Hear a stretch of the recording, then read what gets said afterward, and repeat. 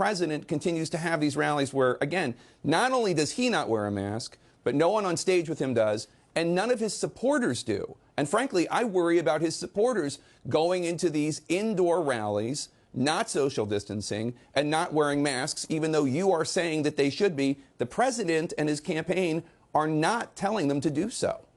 Well, Jake, first, just with regard to the president, you know he's in a very unique position. The president, the vice president are tested regularly. Anybody around them are tested that day. They're leaders of the free world. They have very different circumstances than the rest of us.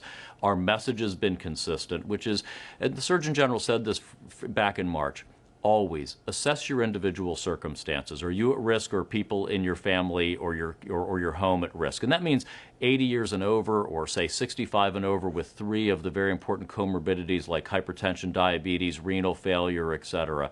Assess what's going on in your community. What's happening in Montana is going to be very different than what's happening in Las Vegas in terms of community spread and risk. And then assess the type of activity that you're engaging in.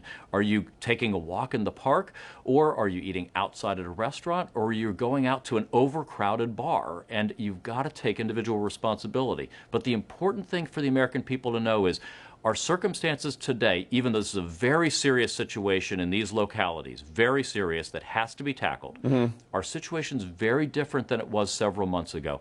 We have hospital capacity. We have personal protective equipment and reserves of it at our hospitals and at our states and at our national level. We now have therapeutics. We have steroids, remdesivir. We have convalescent plasma. And if you have had COVID, please contact your American Red Cross or your local blood bank and donate plasma so we can increase our supplies for people. And we're advancing on vaccines. We're definitely in a different position than we were several months ago, but just to take issue with a few things you said. First of all, the AMA says there's still a PPE problem in some hospitals. Second of all, some hospitals, including in Arizona, are actually starting to approach maximum capacity, and they're worried about what it's going to look like in 2 weeks. And third of all, sir, with all due respect, you, the Surgeon General, Dr. Fauci, Dr. Birx, yes, you are all consistent. You've had one message. President Trump and Vice President Pence are not having that message. They are not out there saying that masks are important. They are not out there demonstrating the importance of social distancing. They are holding rallies in which individuals are not social distancing at all. Do you think it's going to be safe to go to Florida to have masses, thousands of people going into the Republican National Convention in a few months for the president in a state that is right now experiencing a huge surge in coronavirus cases? So, Jake, I want to go back to some of the things you said there, because I want to make sure the American people are reassured about some of the actions of their government and of their health care system. You know, with all respect to the AMA, they don't have the information we have. We literally are on the phone with the hospitals in Arizona, Texas, California, Florida, every day, measuring their PPE supplies and their reserves and making sure that we're there to support them. In Arizona, 15% of hospitalizations inpatient are from COVID.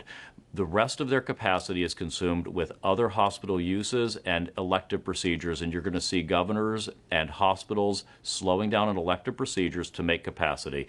We will ensure that Americans who need hospital beds have hospital beds. If they need an ICU, they'll have an ICU bed, and if they need a ventilator, they'll have a ventilator, and we'll be able to deploy therapeutics to them to help them through also. It's very important that we rely on data. We're following this at the micro level, the county level, the hospital level.